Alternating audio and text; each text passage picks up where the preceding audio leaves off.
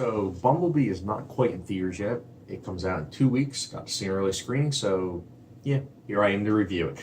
Bumblebee is a prequel to the Transformer films, which obviously there are five of, and it is about a teenager who just becomes 18, and she gets a beetle, from a guy she knows at the shop. But this is no ordinary beetle, as she finds out. This is Bumblebee, who is actually a transformer that comes to Earth and is seeking refuge.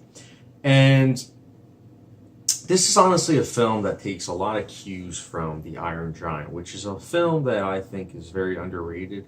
Not as much anymore, but it was underrated when it came out.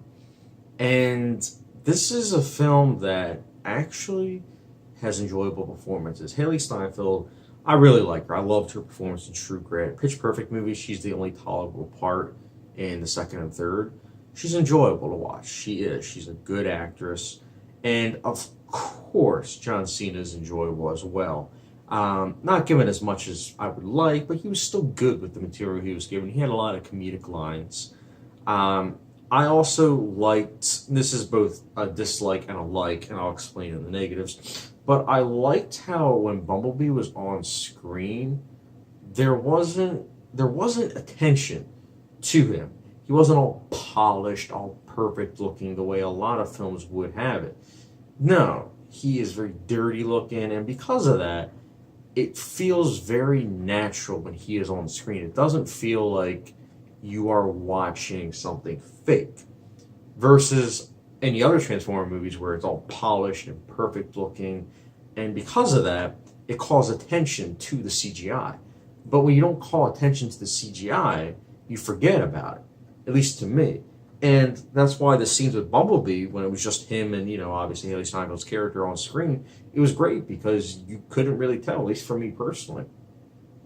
Again, I'll get into the negative with that, but that's about all the positives I have for this film, honestly. Because again, I have to say, the first 10 minutes, I honestly thought I was watching an animated film. I thought the special effects were atrocious in the first 10 minutes, like really, really, really bad. Also, towards the end, it goes in that whole CGI spectacle that I always get a headache from. I feel like an old man when I watch it, honestly. It happened.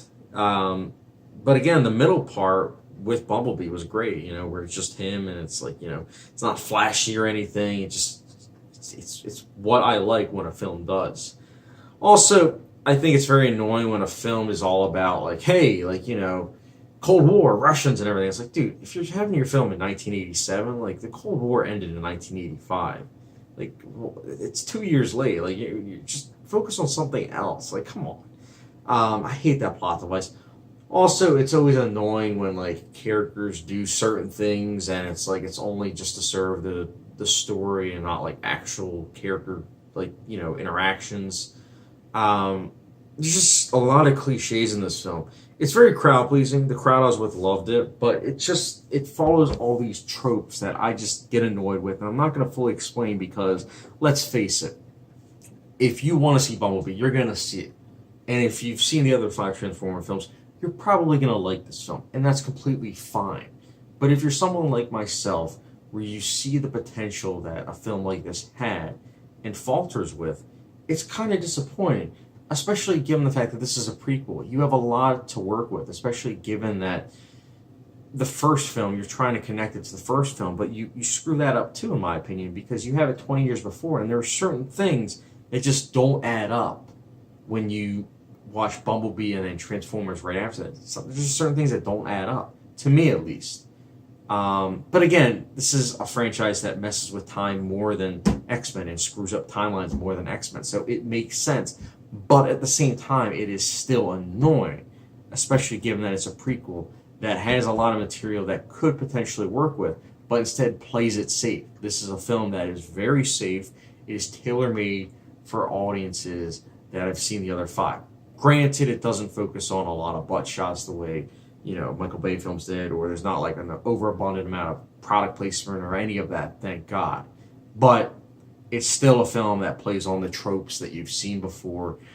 And I personally, I didn't like this film. I didn't. I wish I liked it more. It wasn't the worst film I've seen this year by any means, but it's also not a solid film. And it's also a film that, it doesn't get a pass for me. I'll be giving Bumblebee a 2 out of 5 star rating. It's a film, again, I can see a lot of people liking. It's going to make a lot of money. It is a Transformers movie.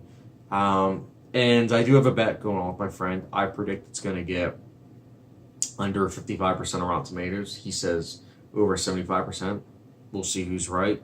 It's a Transformers film. Let's keep that in mind. But again, I do want to hear your guys' thoughts when you do see it, or if you already have seen it. Did you like it? Did you not? I'm sorry if I'm being very somber about this. It's just, I don't want to get frustrated over a film that I didn't hate, but I also didn't like. It's just one of those films, and I didn't even feel in between, because I saw so much that the film could have done that, but didn't, and played safe. And it's just like, I'm not going to get angry. I got to see a movie early, and I'm happy for it. I just wish it was better. So, at the end, guys, Bumblebee. Did you like it? Did you not? Let me know your thoughts in the comment section down below. And as always, don't forget the subscription, notification bell, and I'll catch you guys later.